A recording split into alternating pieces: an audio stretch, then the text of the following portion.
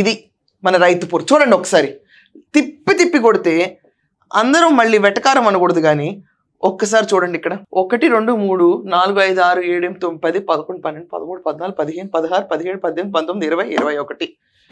ప్రతి ఒక్కళ్ళు ఒకసారి ఆలోచించాలి. ఒకవేళ యూరియా సమస్య రాష్ట్రంలో ఇంత ఉండుంటే గనక, మీరు చెప్తున్నట్టు రైతులందరూ చాలా బారులు నిల్చుంటున్నారు, యూరియా అందట్లేదు, యూరియా మాఫీ జరిగిపోతుంది, ఈ మాఫియాని అరికట్టాలి, కింద నుంచి పైదాకా వీళ్ళందరూ లంచాలు తింటున్నారు, రాష్ట్రాన్ని అడ్డగోలుగా మేస్తున్నారు, సూపర్ 6 లేదు, సూపర్ 7 లేదు, అన్ని పనికిమాల నేషనల్ రాష్ట్రంలో జరుగుతుంది అన్నట్టు వీళ్ళు డిస్క్రైబ్ చేస్తుంటే, రైతులందరూ వీళ్ళు ఉద్యమించి మన కోసం ఒకళ్ళు పోరాడుతారని ఎలకమాలు రావాలి కదా.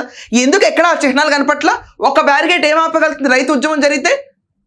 రైతుల ఉద్యమం గురించి వీళ్ళు నోరెత్తుతున్నారు. ఒక్కసారి వెనక్కి వెళ్ళి ఆలోచిస్తే కనుక క్లియర్గా జగన్మోహన్ రెడ్డి కాన్వాయ్ ముందు రైతులు ఇలా పడుకుని ఉండేవాళ్ళు. ఆపుతాడేమో కార్లు అప్పుడన్నా దయదలిచేది, ఆపేవాడు కాదు, పక్కకు తోసేసి కాన్వాయ్ వెళ్ళిపోయేది. గుర్తుందా? రైతులందరూ హరో లక్ష్మణ అని ఏడ్చారు ఆంధ్రప్రదేశ్లో.